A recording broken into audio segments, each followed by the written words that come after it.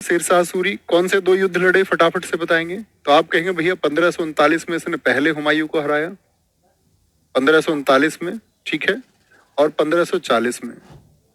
क्या बोलोगे? यहां पर 1539 में चौसा युद्ध मैंने आपको बताया था, और 1540 में आप क्या बोलेंगे? कन्नौज। तो कहने का मतलब है इसने हुमायूं को भारत से बाहर खदेड़ दिया। अब हुमायूं को खदेड़ दिया तो गद्दी पे खुद बैठेगा ना, दिल्ली की गद्दी पर। तो दिल्ली की गद्दी पर बैठा, बचपन का नाम फरीद खां है, पिता इसके हसन खां, दादा इसके इब्राहिम सूर थे जो आपका लोधी वंश के समय थे आपका। इसके समय पर बिहार का सूबेदार था बाहर खां लोहानी। इसका नाम यहां पर मेंशन क्यों किया गया है? क्योंकि देखो, जो हसन खां है इसके थे 8 बेटे। 8 बेटों में सबसे बड़ा बेटा था शेरशाह सूरी। ये ओरिजिनल पिक्चर है शेरशाह सूरी की। तो उसकी जो माँ थी, उसकी खुद की माँ तो एक्सपायर हो गई, लेकिन उसकी जो सौतेली माँ थी और अन्य भाई थे, वो कोई नहीं चाहता था कि शेरशाह सूरी, सब लोग जानते थे कि भाई बड़ा बेटा ही उत्तराधिकारी होगा, गद्दी पे कौन आएगा हसन खां के बाद में? तो आप कहेंगे जी भैया शेरशाह सूरी को आना, तो सब लोग उसके खिलाफ हो गए। और शेरशाह सूरी ऐसा आदमी है जिसने अपने पूरे जीवन संघर्ष किया। वह सब कुछ छोड़ करके आ गया वहां से। उसने, आप लोग जानते हैं कि मुगलों के यहाँ करके बाबर के टाइम पे उसने सेना में काम किया, एक सैनिक के रूप में भर्ती हुआ, लेकिन उसने धीरे धीरे धीरे धीरे अपनी ताकत बढ़ाई। यही योजना आपके पास होनी चाहिए। एकदम से कुछ नहीं बन सकता है, आप धीरे धीरे धीरे धीरे प्रयास करेंगे तो ही चीजें बनेंगी। बिहार का सूबेदार इस समय पर बाहर खां लोहानी था। इसने जब अपनी शक्तियां बढ़ाई बाबर के यहाँ काम करके, तो उसके पुत्र का नाम था जलाल खां। जलाल खां का ये क्यूरेटर बना, संरक्षक बना। संरक्षक का मतलब क्या था कि भाई राजा के पुत्र का संरक्षक होने का क्या मतलब था? तो आप कहेंगे कि जी राजा अपने बेटे को संचालन सिखाना चाहता था कि कल वह राजा बनेगा तो उसको जानकारी होनी चाहिए। तो जानकारी होनी चाहिए तो उसके लिए वो संरक्षक नियुक्त करते थे। शेरशाह ने बाहर खां लोहानी, जब बाहर खां लोहानी की मौत हो गई, और शेरशाह को इसने शेर खान नाम इसने दिया था क्योंकि शेरशाह सूरी कहते हैं कि एक बार एक शेर को मार दिया शेरशाह सूरी ने। तो यही वो व्यक्ति है बाहर खां लोहानी जिसने इसको शेर खां कहा था। और बाद में तो इसने, क्योंकि बिहार खान लोहानी की मौत हो गई जब बिहार में, तो उसकी जो विधवा पत्नी थी दूदू बेगम, उससे इसने शादी कर ली। बहुत अच्छा लिखा है आपने, वेरी गुड रोहिणी धंडे जी, बहुत शानदार। 1529 में देखो, 1526 के टाइम पर ये बाबर की सेना में था शेरशाह सूरी। 1527 में भी बाबर की सेना में था। 27 के बाद अलग हो गया था। 1528 में बंगाल में नुसरत शाह, एक शासक है बंगाल में, नुसरत शाह, मैंने आपको पहले भी बताया है, को हराकर हजरत अली की उपाधि, या बोलते शेर शाह की उपाधि को हजरत आला भी। पूछते भारतीय इतिहास का वह कौन सा शासक है जिसने हजरत आला की उपाधि धारण की थी? आला की उपाधि इसने धारण कर ली। 1530 में इसने चुनार का किला जीता और वहां की जो राजकुमारी थी लाड मलिका से विवाह कर लिया। बहुत इंपॉर्टेंट फैक्ट है इतिहास का। याद है, मुझे बताइए कि 1532 में शेरशाह सूरी को हुमायूं ने हराया था, हाँ या नहीं? सारे दोस्त बोलेंगे यस और नो। आप कहेंगे जी हाँ। यही चुनार का किला था जिसकी वजह से बाद में जब हुमायूं, मैंने आपको बताया था, बंगाल अभियान से वापस लौट रहा था, तो रास्ते में शेरशाह सूरी ने उसको हरा दिया। तो इसी किले की मदद से लेकर, क्योंकि उसका ससुराल पक्ष वहां एक्टिव हो गया। 1539 में चौसा का युद्ध मैंने आपको बताया और शेरशाह ने अल सुल्तान आदिल की उपाधि धारण की। 1540 में बिलग्राम कन्नौज का युद्ध, तो किस युद्ध के बाद में सूर साम्राज्य की स्थापना हुई? 1540 के कन्नौज युद्ध के बाद में। सारे दोस्तों का उत्तर आया यस। पूनम सिंह बिल्कुल ठीक लिख रहे हैं। सानू, प्रियांशु कुमार, समझे मित्र? तो क्या बोलेंगे? इसने सूरवंश की स्थापना कर दी 1540 में। 1542 में मालवा को जीता, मालवा मध्य प्रदेश वाले क्षेत्र को। 1543 में रायसीन को जीता, पूर्णमल जाट को, वहां पर एक शासक थे, उनको धोखे से मारा। और बाबर से चंदेरी का किला किसने जीत लिया था? पूर्णमल जाट ने। हम दरअसल में इतिहास में पढ़ते हैं कि बाबर को किसी ने नहीं हराया। दरअसल में बाबर हारा भी है। राणा सांगा सीधे युद्ध नहीं आ रहे। राणा सांगा ने बयाना के वॉर में, बयाना के युद्ध में 1527 में हराया है बाबर को। और ये पूर्णमल जाट थे जिन्होंने आपका बाबर को हराया है, लेकिन इस शेरशाह सूरी ने मित्रवत तरीके से करके और धोखे से मार दिया इनको। ठीक है। 1545 में कालिंजर, मैंने आपको बताया था कालिंजर का किला कहाँ पर स्थित है, एक बार बताएंगे किस राज्य में और किस डिस्ट्रिक्ट में है। इसने कालिंजर पर आक्रमण किया। यहाँ पर चंदेल शासक कीर्ति सिंह थे। बड़ा विशाल दरवाजा था, किला जीता ही नहीं जाता था किसी से, तो शेरशाह सूरी ने बोला नहीं हम तो इसके लिए कोई जीतेंगे। तो यहाँ पर शेरशाह सूरी के पास में उक्का तोप थी, जिससे वो तोप लोग चला रहे थे, लेकिन इतने भारी दरवाजे थे तो कोई असर ही नहीं होता था। वो कहते शेरशाह सूरी ने खुद तोप पर और किले में झांकने के लिए इन्होंने एक प्राचीर बना रखी थी, ऊंची मीनार, उस पर झांक के देखते थे कि इस साइड गोला फेंकना है भैया। और शेरशाह सूरी खुद पहुंच गया गुस्से में तोप चलाने के लिए। कहते तोप ऐसे चला थोड़ा तिरछा और लग के गोला वापस आ गया जहां गोला बारूद रखा हुआ था, फट गया। खुद शेरशाह सूरी की छाती फट गई। मतलब पास में गोला फटा होगा तो क्या हुआ होगा। बांदा यूपी में है। सिद्धार्थ कुमार जी आपने सबसे पहले आंसर दिया, वेरी गुड। बांदा उत्तर प्रदेश में कालिंजर का आक्रमण, ये तो लिखा हुआ था यहाँ। तो क्या बोलेंगे, 1545 में इसकी मौत हो गई। तो शेरशाह सूरी जो सूर वंश का एक शासक है, कब से कब तक गद्दी पर रहा, 1540 से 45। पूरा वंश पूछेगा तो 15 वर्ष, लेकिन उसमें शेरशाह सूरी 45। बस यही याद रखना है। शेरशाह सूरी का मकबरा कहां पर है, इसको कहां दफनाया गया था, सासाराम बिहार में, सासाराम बिहार में। और शेरशाह सूरी की खास बात क्या थी कि वो मुगलों के विरुद्ध था। वो कहता था कि मुगल जो है ये बाहरी है, और खुद को वो कहता था कि मैं हिंदुस्तानी मुस्लिम हूं, तो उसको बहुत सपोर्ट मिला। और शेरशाह सूरी का जो 5 वंश का शासन है वो कई राजाओं के 30 और 40 वर्ष के शासन से ज्यादा बेहतर है। देखिए शेरशाह सूरी से संबंधित अन्य बातें, इसने भू राजस्व व्यवस्था लागू की और पैदावार का 1/3। उसने बोला पैदावार का 1/3 तो होगा, 1/3 होगा उत्पादन के आधार पर। ऐसा भी तो हो सकता है किसान की किसी अकाल या किसी अन्य वजह से फसल अच्छी ना हुई हो, ठीक है, तो उत्पादन के आधार पर उसने कर दिया उसको कि भाई 1/3 कम उत्पादन है तो लिए कम लिया जाएगा। और ये व्यवस्था उसको दी थी टोडरमल ने। ये नाम किस किस ने सुना है, यही व्यक्ति है जो आगे चल के अकबर का वित्त मंत्री बनेगा। एसएससी बहुत पूछती है अकबर के 9 रत्नों में उसका वित्त मंत्रालय किसके पास था, तो फाइनेंस मिनिस्ट्री इसके पास रहेगी। लेकिन मैं वहां पर आपसे पूछूंगा कि मुझे बताइए टोडरमल अकबर के दरबार से पहले किसको सेवाएं देता था, तो आप कहेंगे जी आपका कौन, शेरशाह सूरी को।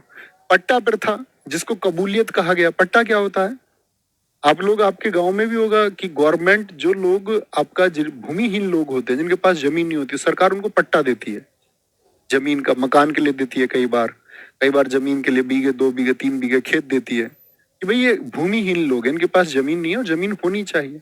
ऐसी व्यवस्था सबसे पहले इस देश में शेरशाह सूरी ने दी, ठीक है। शुद्ध चांदी के सिक्के जारी करवाए और इसको बोलते वर्तमान स्वरूप का रुपया। बहुत पूछा जाता है कि आज जो आप रुपया इस्तेमाल करते हैं इसका असली डिजाइन किसने किसके समय पर लागू हुआ। ये तो हम जानते हैं कि 2010 में डी उदय कुमार ने बनाया जी वर्तमान, तो रुपए का साइन, वो साइन नहीं, वर्तमान स्वरूप रुपए का, ये किस तरह से चलन होगा। सड़क ए आजम, जीटी रोड किसने बनवाई, तो इस जीटी रोड नाम नहीं था, इसने नाम दिया था उसका सड़क ए आजम। अब इसकी कहानी सुनिए, इस कौन कौन जानता है जीटी रोड के बारे में। दरअसल में जीटी रोड को बनाया गया मौर्य साम्राज्य के समय, मौर्य साम्राज्य के समय। तब इसको क्या नाम मैंने आपको बताया था, उत्तरापथ, उत्तरापथ इसको बोलते थे, पाकिस्तान से और बंगाल के क्षेत्र। शेरशाह सूरी ने क्या किया, इस पर पत्थर बिछवाए, पत्थर, इस पर पत्थर बिछवाए हैं शेरशाह सूरी ने। तो यानी जो कच्चा रास्ता था उस पर कंकड़ पत्थर बिछवाए शेरशाह सूरी ने, इसीलिए उसने नाम दे दिया उसका सड़क ए आजम। और सड़क ए आजम के बाद में ये जीटी रोड बना आपका। इसका नाम जीटी रोड किसने किया, एक अंग्रेज गवर्नर आया जिसने न बोला इसका नाम ग्रैंड ट्रक रोड, क्या बोल दिया, ग्रैंड ट्रंक रोड। इन्होंने आकर अंग्रेजों ने इस पर तारकोल बिछाकर इसको पक्का कर दिया। ऑकलैंड एक गवर्नर है, मैं वहां पर भी आपको बताऊंगा। रोहतासगढ़ ये बिहार में है, इस किले का निर्माण कराया। डाक सेवा का जनक कौन है, और इस डाक सेवा का प्रमुख किसने बनाया, हेमू को। हेमू, यही दिल्ली की गद्दी पर अंतिम हिंदू सम्राट है हेमू। ये भी किससे था, शेरशाह सूरी के समय था। शेरशाह गुप्तचर प्रणाली का प्रमुख भी यही था। तो आप कहेंगे भैया शेरशाह सूरी के पास तो जबरदस्त लोग थे, हेमू जैसे लोग, टोडरमल जैसे फाइनेंस के बारे में सोचने वाले लोग। बहुत बढ़िया गुरुजी, मेरे घर के बराबर से है, पर ये कलकत्ता से दिल्ली तक है। नहीं दोस्त, ये पाकिस्तान की सीमाओं तक है, अब तो पाकिस्तान अलग हो गया, नहीं तो पेशावर तक था। ओके, बहुत बढ़िया, बहुत शानदार। सूर्य जी गोवा जीटी रोड पर है? नहीं भाई साहब, गोवा साउथ में है। अगले आदमी, ठीक है, जलाल खां, ये दूसरा आदमी है। आपसे कभी भी पूछे कि बहुत इंपॉर्टेंट है शेरशाह सूरी का उत्तराधिकारी कौन बना, एक तो ये बात याद रख लेनी है, ठीक है। इसका 9 वर्ष का शासन रहा। 9 वर्ष का, 9 वर्ष से मतलब क्या हो गया, 1545 में शेरशाह सूरी की मौत हुई, तो ये 1554 तक 9 वर्ष। इसके समय ही कवि मलिक मोहम्मद जायसी था।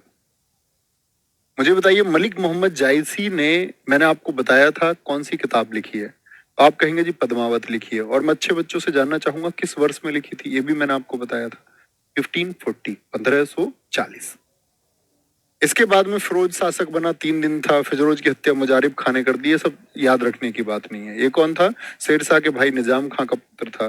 फिर मुजारिब खां आ गया, मुजारिब खां आया आदिल शाह के नाम से, शेरशाह सूरी का दामाद था। ये रिश्तेदार रिश्तेदार आपस में फिर भिड़ गए, रिश्तेदार रिश्तेदारों की लड़ाई हुई। सिकंदर शाह, ठीक है, सिकंदर शाह, ठीक है, आपका, इसने सरहिंद का युद्ध लड़ा। मुझे बताइए, सरहिंद का युद्ध मैंने कब बताया था आपको, कि हुमायूं वापस आता है अपनी शक्ति को हासिल करने के लिए, और हुमायूं लड़ता है 1555 में किसका? सरहिंद का युद्ध। किसका? सरहिंद का युद्ध लड़ता है, सरहिंद का युद्ध, ठीक है, और पराजित हुआ। ये कौन था? मुजारिब खां जो इससे पहले था, उसका जीजा था, बहनोई था। अंतिम शासक कौन है सूरवंश का? वो आदिल शाह सूरी है। इसी का सेनापति था हेमू, इसी का सेनापति था हेमू। अब दरअसल में हुआ क्या, देखो, अब ये 1556 पे फोकस करना। 1556 में कौन सी बड़ी घटना हुई है इतिहास की? हुमायूं की मौत हो गई। अब हुमायूं की जब मौत हुई तो अकबर तो भैया 13 वर्ष और कुछ महीने का है। इस समय अकबर की एज क्या थी? अकबर 13 वर्ष का था, बहुत छोटा बच्चा था, ये समझिए। हुमायूं की मौत हो गई। दिल्ली के आसपास के जो स्थानीय शासक थे, उन्होंने पूरा जोर लगा दिया कि वापस जो हुमायूं आया है, उस सत्ता को फिर से हासिल करने का मौका है। तो उनमें सबसे प्रमुख था सूरवंश का हेमू, जो सेनापति था, और इसकी बहुत प्रचलित थे, मतलब प्रचलित से मतलब इसका प्रभाव बहुत था। ये लगभग 1.5 लाख की सेना लेके गया, और इसको आप सोचिए, हिंदू व्यक्ति है, इसको मुसलमान शासकों से इतना सपोर्ट मिला कि लगभग 60,000 मुस्लिम सैनिक इसके साथ गए, क्योंकि इसने मैसेज किया कि तुम यहाँ के मुस्लिम लोग हिंदुस्तान के बाहर के मुस्लिम लोगों के प्रभाव में क्यों हो। उस तरह का मैसेज और उस तरह का अभियान उसने चलाया। तो हिंदुस्तान के मुसलमानों ने कहा कि भाई ये देश तो हमारा है, तो हम ही लोग इसको लीड करेंगे, बाहर के मुसलमान क्यों लीड करेंगे, हम अपने देश में शक्ति बन के रहेंगे।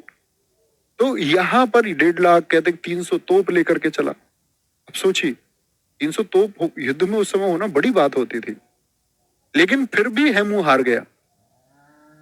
देखना, एक तरफ तो लगभग 1.5 लाख की सेना है, और भैया अकबर इस समय कौन है? बच्चा है। तो हुमायूं की मौत के बाद में अकबर को राजा नहीं घोषित किया गया एकदम से, हुमायूं की मौत की खबर को छुपा दिया गया, क्योंकि सबको पता था हुमायूं की मौत की खबर अगर जाएगी तो भैया विद्रोह होगा।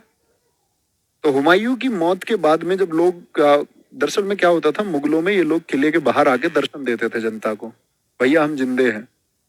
इनके जो प्रशंसक है वो देखने आते थे इनको।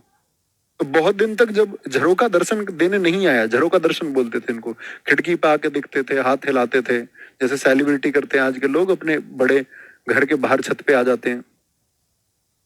तो यहाँ पर एक आदमी था जिसकी शकल हुमायूं से मिलती थी, वो है मुल्ला बेकसी। 17 दिन तक तो इसको लोगों को दिखाया जाता रहा, मुल्ला बेकसी। बोले, लोग कहने लगे कि भाई हुमायूं मर गया, हुमायूं जिंदा है, उस तरह की खबरें चलने लगी। तो 17 बार नहीं, 17 दिन तो मुल्ला बेकसी को दिखाते रहे 17 दिन तक, और इतने तैयार करते रहे इस अकबर बच्चे को। ये तैयार इसको कर रहा था बैरम खां, बैरम खां जो हुमायूं का बहुत विश्वास पात्र आदमी भी था, और हुमायूं जब आके सरहिंद और मच्छीवाड़ा को जीता तो उसमें सबसे बड़ा योगदान था कि हुमायूं के वापस गद्दी पे आने का बैरम खां का रोल सबसे बड़ा था। बैरम खां ने बड़ा युद्ध किया। जिन दोस्तों ने पद्मावत का उत्तर 1540 दिया, श्यामू चौधरी जी, सारे बच्चों ने ठीक आंसर दिया था। तो यहां समझना, तो भैया कितने दिन तक बात छिपती। अब हेमू के पास कौन सा डिपार्टमेंट था शेरशाह सूरी के टाइम पे, जरा बताएं। तो आप कहेंगे भैया वह तो गुप्तचर प्रणाली का प्रमुख था, यानी उसके पास तो जासूस थे, उसको खबर लग गई कि हुमायूं बचा नहीं है, हुमायूं निकल चुका है, हुमायूं गायब हो चुका है। तब उसने लोगों को यहाँ पे इकट्ठा किया और लोगों से समर्थन लिया और खुद को कहा कि भाई मैं गद्दी पे बैठना चाहता हूँ। अकबर तो छोटा बच्चा है, अकबर के पास कुछ समय पर 20,000 लोग थे, 20,000, लेकिन लीडरशिप बहुत शानदार थी किसकी, बैरम खां की। इसी ने हुमायूं को वापस गद्दी पे बिठाया था। तो दरअसल में क्या हुआ कि उसमें हिंदुस्तान में सबको लगा कि जो मुगलों के सपोर्ट के लोग थे, हुमायूं के सपोर्ट के, सब भागने लगे और बहुत सारे लोग इधर उधर जाके अपना बचाव करने लगे। बहुत सारे लोगों ने सोचा हुमायूं कमजोर हो चुका है तो अब क्यों ना हम अपनी शक्ति बना ले। उनमें से एक व्यक्ति था मलिक टार्डी। कौन था? मलिक टार्डी। मलिक टार्डी सब लोगों को भड़का रहा था कि भाई अब मुगलों में कुछ बचा नहीं है, अब उसका वो छोटा बच्चा गद्दी पे बैठ जाएगा, उससे अच्छा है कि हम गद्दी पे बैठ जाएं। तो बैरम खां ने कहा कि सब लोग भाग रहे हैं। अब उन्होंने अपने 5,000 सैनिक इस बात के लिए लगा दिए कि जो लोग युद्ध भूमि को छोड़कर या दिल्ली में जिनको सपोर्ट करना चाहिए और सपोर्ट छोड़ करके भाग रहे हैं उनकी हत्या कर दी जाए,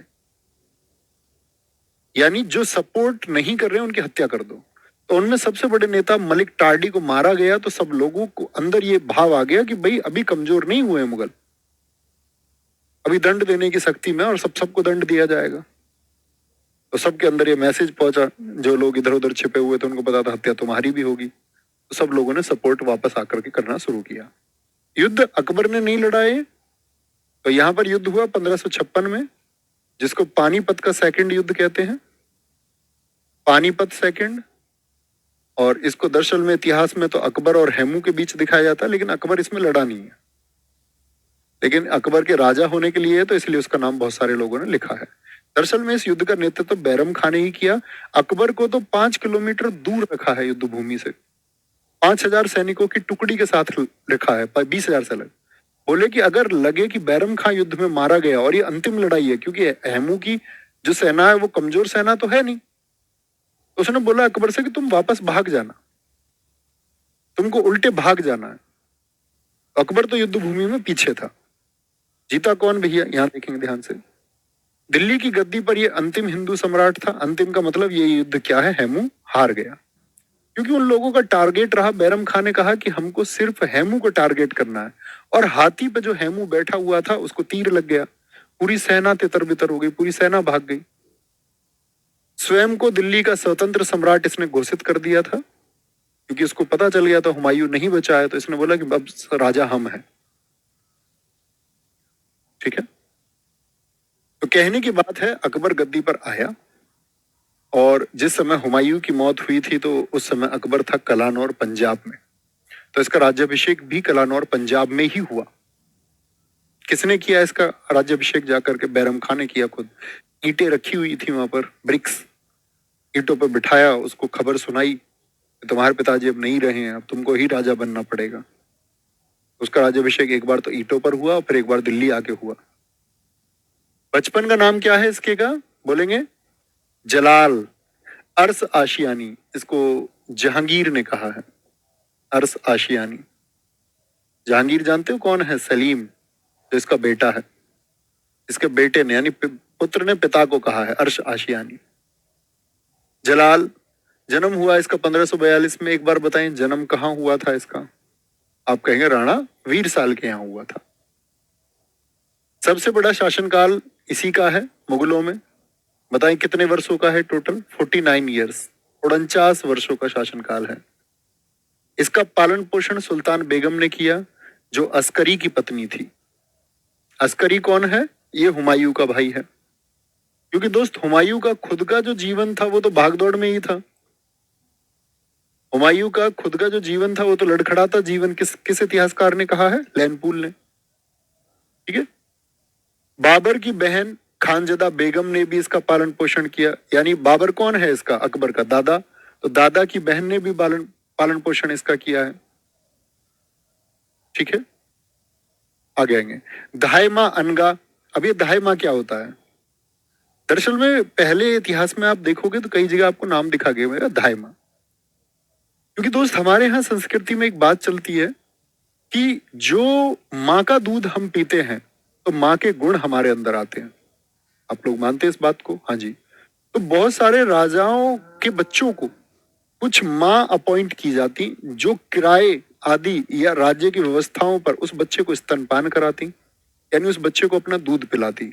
और वो महिलाएं होती थी कुछ छत्राणी महिलाएं जिनका परिवार किसी क्षत्रिय है, या बोले कुछ विद्वान महिलाएं, या बोले कुछ ऐसी महिलाएं जो एक विशेष कौशल रखती हों, ताकि ये माना जाता था कि उस बच्चे के अंदर उन सबके गुण पैदा होंगे। अपनी माँ के अलावा भी दूध पिलाया जाता था। तो जिसका दूध पिलाया जाता था उनको बोलते दहाई माँ। तो एक दहाई माँ अकबर के लिए थी अपॉइंट अनगा। इन्होंने भी पालन पोषण किया। अकबर की पहली शादी हुई सन 1551 में। अकबर कितने साल का है? और ये हुई रुकैया बेगम से। रुकैया बेगम कौन है? इसके चाचा हिंदाल की बेटी है। मतलब अपने चाचा की लड़की से इसकी 9 वर्ष में शादी हुई। और मल्लिकाए जहां यही है। शासन में सबसे ज्यादा आदेश जोधाबाई के नहीं माने गए। सबसे ज्यादा जो बोले मुख्य पत्नी आपसे पूछे तो वो रुकैया बेगम ही रही अकबर की। सोनम तिवारी कह रहे हैं सर जी, जब हुमायूं हारने के बाद भाग गया तो अकबर 1542 में कैसे हुआ? मतलब सोनम तुम इतनी बुद्धू हो? भाई साहब भागा ही तो है। मतलब भारत से बाहर बच्चे नहीं पैदा होते क्या?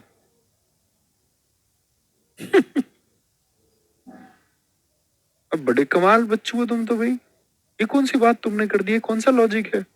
1540 में वो भारत से बाहर भाग गया। उसने शादी की 1541 में, मैंने आपको बताया था। बहुत कमाल तुमने क्वेश्चन पूछ लिया भाई। कह रहे वो भारत से भाग गया तो बच्चे कैसे पैदा हो गया? बताओ, भारत के अंदर ही बच्चे पैदा होते हैं, भारत से बाहर बच्चे ही पैदा नहीं होते। कोई दिक्कत? 1555 के सरहिंद के युद्ध में अकबर को युवराज घोषित किया गया था जब हुमायूं वापस आया था।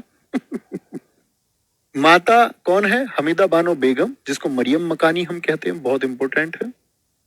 किसकी माता है ये? अकबर की माता है। अकबर के 3 पुत्र थे, सलीम, मुराद और दानियाल। ठीक है, सलीम ही कौन है? ये जहांगीर है जो इसके बाद गद्दी पर बैठता है। जहांगीर, जहांगीर। आ गए।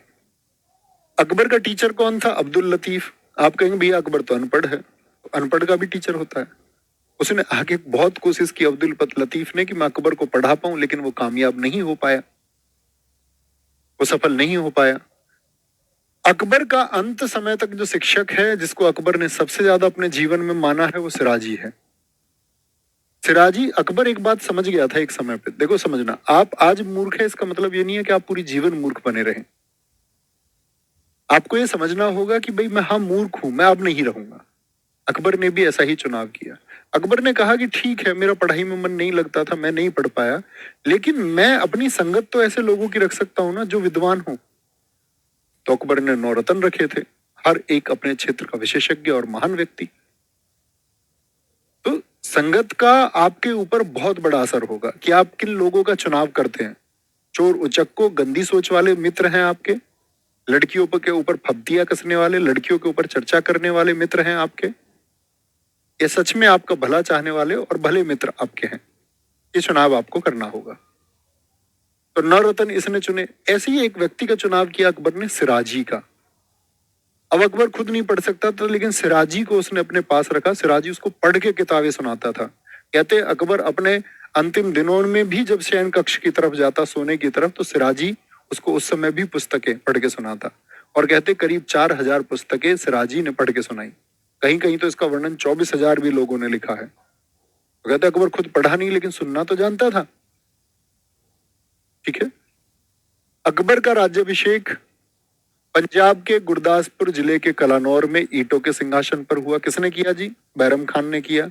और एक व्यक्ति को बुला के लेके आया, अब्दुल काशिम को। ठीक है, इस विधि करवाई। अकबर का संरक्षण किसके हाथ में था? बैरम खां के, क्योंकि अकबर क्या है, बच्चा है, तो उसको एक प्रोटेक्शन की जरूरत है। और 1556 से 1561 जिसका जिक्र 1556 से 1560 भी कई जगह आपको लिखा हुआ मिलेगा, तो वो एक ही बात है, इससे घबराना नहीं है। परीक्षा में ऐसा कभी आपसे पूछा नहीं जाता, एक ही विकल्प को रखता है। तो पानीपत का दूसरा युद्ध हुआ। बैरम खान ने उससे कहा कि भाई अगर दिल्ली पे पहुंचना है तो लड़ना तो पड़ेगा। तो क्या बोलेंगे, पानीपत का दूसरा युद्ध 5 नवंबर 1556 को, अकबर वर्सेज हेमू। हेमू का ही नाम है हेमराज विक्रमादित्य। अली आदिल शाह का सेनापति था, मैंने बताया सूरवंश का सेनापति था। जीता कौन है जी? जीता है इसमें अकबर। इतनी बात हम कर चुके। 7 अक्टूबर 1556 को हेमू ने स्वयं को दिल्ली का सम्राट घोषित किया था। हेमराज दिल्ली की गद्दी पर अंतिम हिंदू सम्राट था, ये बातें हमने अभी की। तो युद्ध किसने जीता? अकबर ने जीता कि बैरम खान ने जीता, ये बताइए। तो आप कहेंगे बैरम खां 1556 से 61 तक संरक्षक रहा, लेकिन 1561 में माहम अनगा के कहने पर मक्का भेजा गया। ये क्या बात हुई? मक्का क्यों भेज दिया इसका? और बैरम खां का ही अन्य नाम है खाम बाबा। इसको खान बाबा कहता था कौन? अकबर। जिस अकबर को इसने गोद में खिलाया, जिस अकबर को इसने गद्दी दिलाई, जिस अकबर के बाप को इसने वापस दिल्ली का सिंहासन दिलाया, उसको इसने मक्का भेज दिया स्त्रियों के, महिलाओं के कहने पर। और ये कौन थी? इसकी दाह माहम अनगा, क्योंकि माहम अनगा चाहती थी इसका बेटा अधम का शासक बने। जीजी अनगा थी एक दाहिमा, वो चाहती थी मिर्जा अजीज को का शासक बने। और साथ में इन दोनों की दोनों महिलाओं ने अकबर की मां को भी मिला लिया अपने साथ में। अकबर की मां कौन? हमीदा बानो।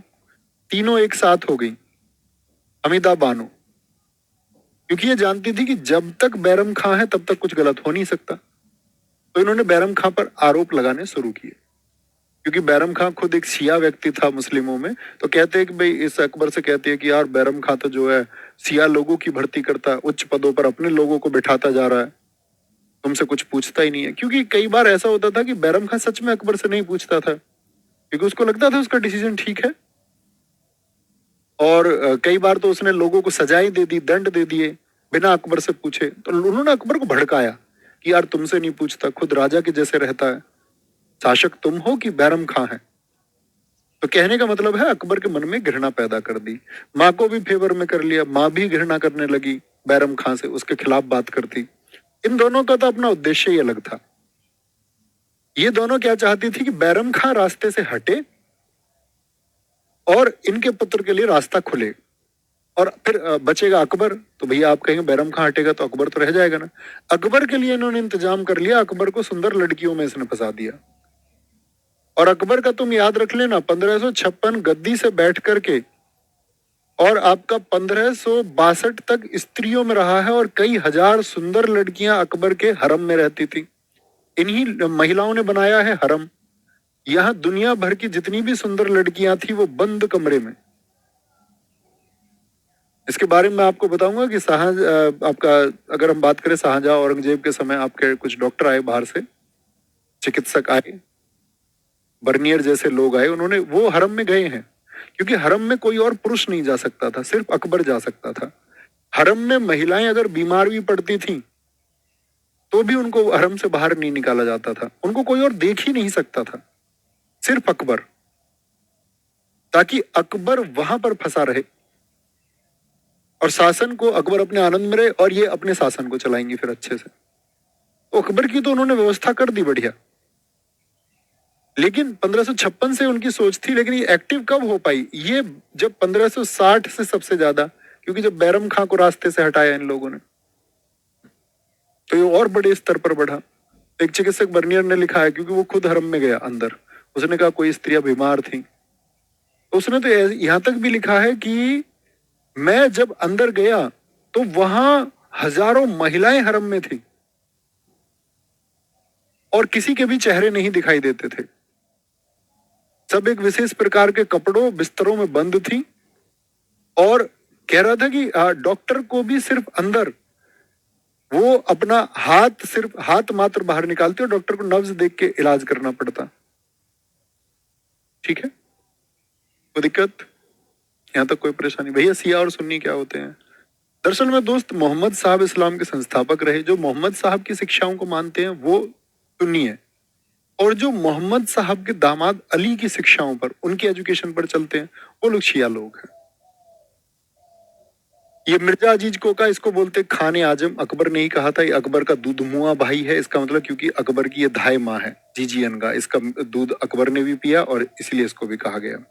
तो इन महिलाओं के कहने पर इसने बैरम खां को बुलाया और बैरम खां को चॉइस दी। उसने एक क्षेत्र दिया उसको, सिंध क्षेत्र की, बोला कि तुम यहां पर जाकर छोटे से टुकड़े लेकर के शासन कर लो या फिर मक्का चले जाओ, ठीक है, या अपनी गलतियां मानो और अपने यहाँ अधीन रह के अपनी गलतियों को स्वीकार करो। बैरम खां को बहुत हर्ट हुआ। बैरम खां ने कहा ठीक है, तुम्हारे लिए इतना कुछ मैंने किया आज तक, और आज ऐसी स्थिति आ चुकी है कि तुम ये सोच रहे हो कि अगर मुझे गद्दी लेनी होती तो मैं तुम्हारी हत्या पहले करता ना, जब तुम बच्चे थे तो मैं गद्दी खुद बैठ जाता, मेरी वजह से तो बैठे। तो आप समझेंगे कि क्या समझे कि भैया बैरम खां ने फिर मक्का जाना ही चुना, और फिर भी लोगों को चैन नहीं पड़ा इन विद्रोहियों को। उन्होंने लगा बैरम खां कुछ साजिश ना कर दे, तो अकबर को फिर से भड़काया कि अकबर तो वो बैरम खां ना वो जाकर के गुजरात के रास्ते में कहीं एक सेना टुकड़ी इकट्ठी कर रहा है और तुम्हारे ऊपर वापस हमला करेगा। तो अकबर ने आदेश दे दिया, एक काम करो उसको मार दो, ऐसा। लेकिन उसके आदेश से पहले ही एक व्यक्ति, यहां देखेंगे, मक्का जाते समय बैरम खां की हत्या मुबारक खान ने कर दी। मुबारक खान कौन है? क्योंकि मुबारक खान के बाप को मारा गया था मच्छीवाड़ा के युद्ध में 1555 में। अब बेचारा बैरम खां इनके लिए सब कुछ कर रहा था और इन्हीं की वजह से मारा गया, ठीक है।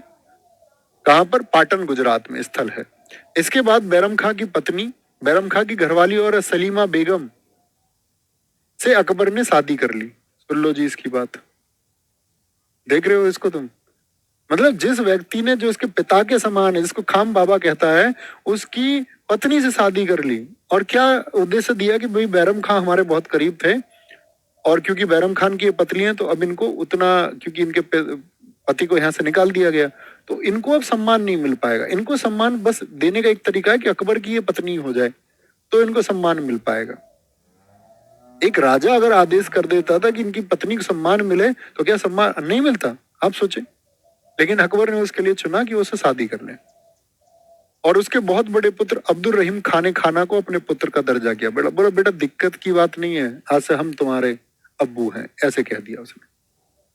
इसकी हत्या के बाद 2 प्रधानमंत्री नियुक्त हुए, ठीक है। प्रधानमंत्री बोले महामनगा बन गई एक बार तो प्रधानमंत्री, देखो 2 अन्य और भी नियुक्त हुए थे। सिहाबुद्दीन नामक प्रधानमंत्री बना, क्योंकि अकबर को तो इन लोगों ने फंसा दिया हरम में, अब शासन चला रहे हैं, खुद शासन चला रहे हैं, ठीक है। अच्छा जी, तो 1560 से 62 ये है पेटीकोट शासन। समझ गए अकबर इस समय कहां पर विजय हुआ? तो इतिहासकारों ने इसको पेटीकोट शासन कह दिया, बोले कि महिलाओं का शासन था इस समय। तो स्त्रीण शासन, स्त्रियों का शासन बोलते हैं इसको, पर्दा शासन, महिलाओं वाला शासन, हरम दल वाला शासन। अकबर 1562 में अकबर को होश आया, जब अकबर को पता चला कि अधम खां की शक्ति बढ़ रही है, क्यों ये लोग कर रहे थे, उसके पीछे नीति क्या है, तो फिर इसने अधम खां को बंधवा के किले की दीवार से फेंकवाया। पहले तो इसने अधम खां को मारा, तब इसको पता चला, ठीक है। 1562 में बाल विवाह, दास प्रथा, सती प्रथा खत्म किया इसने, अकबर ने। 1563 में हिंदुओं की तीर्थ यात्रा पर जो कर लगता था वो खत्म किया। 1564 में जो जजिया था, किसने लगाया था ब्राह्मणों पर जजिया, जरा बताएं,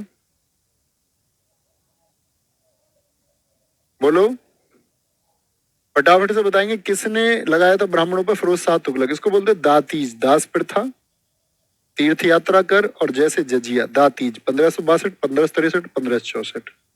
1575 में अकबर ने इबादत खाने का निर्माण किया। इबादत खाना क्या था? ये बृहस्पतिवार को खुलता था और सभी धर्म के लोग इसमें जा सकते थे, चर्चा करते थे।